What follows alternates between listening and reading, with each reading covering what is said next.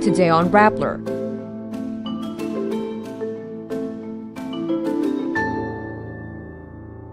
The Philippines' chief economist says the dream of a high-income society where nobody is poor by 2040 may no longer be within reach. Overseas Filipino worker Leah Mosquera, who died in an airstrike, will get benefits like an Israeli. Canada plans to recognize the state of Palestine at the United Nations General Assembly in September. Geronimo and SB19 release a new song collaboration, Umaaligid. And an arrest warrant is issued against veteran showbiz columnist Cristy Fermin over a cyber libel case filed by actress Bea Alonzo.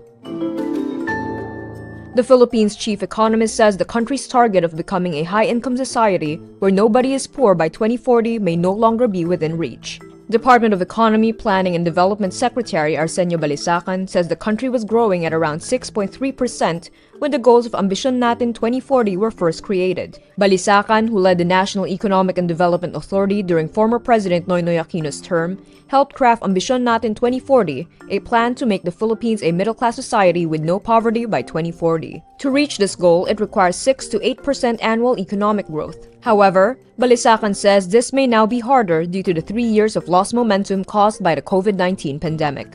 For Balisacan, reaching middle-class status by 2040 is still possible, but the country needs to grow much faster than it does now. He also urged greater economic diversification to unlock the Philippines' growth potential.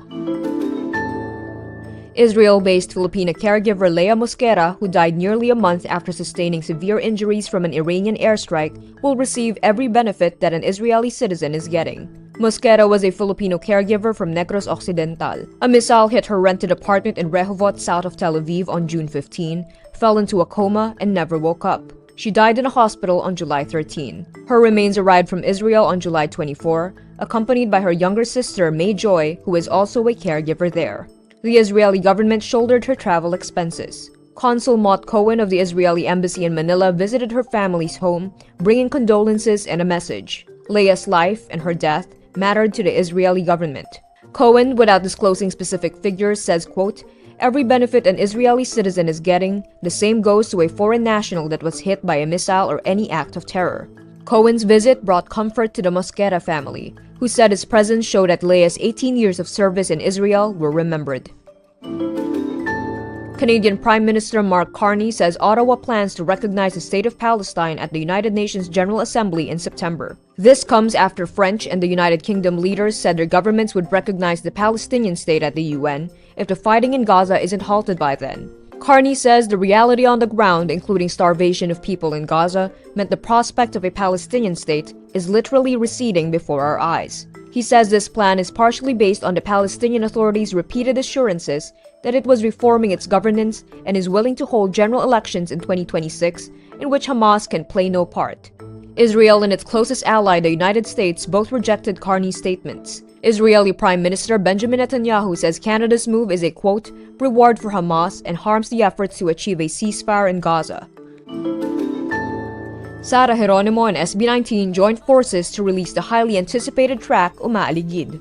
The song is described as a vibrant, energetic track, touching on timely themes of disinformation, fake news, and media manipulation. The 10-minute music film plunges viewers into a sprawling crime thriller narrative set against a party that turned into a murder scene. It sees Geronimo and SB19 members Pablo, Josh, Stel, Ken, and Justin becoming suspects in a murder. The song is released under G Music, Geronimo's newly launched independent record label, with husband Mateo Gudicelli. SB19 is currently doing its Simula at Wakas World Tour with stops in North America, Singapore, Hong Kong, and Japan. The Quezon City Regional Trial Court issues an arrest warrant against veteran showbiz columnist Cristy Fermin and her co-hosts Romel Villamor and Wendell Alvarez. This is due to the cyber libel case filed by actress Bea Alonzo.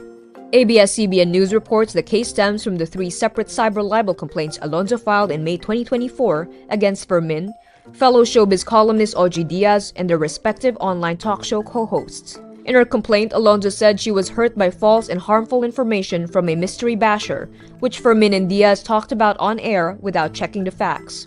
Alonzo's lawyer, Joey Garcia, told ABS-CBN News that the actress decided to take legal action for the first time after many years in the entertainment industry. Fermin and Diaz made their statements around the time Alonzo publicly broke up with her former fiancé, actor-model Dominic Roque. And that's today's wrap. I'm Kara Oliver. Thank you for watching. Click the link below for the full story. Follow us on Rappler's YouTube, Facebook, X, Instagram, and TikTok.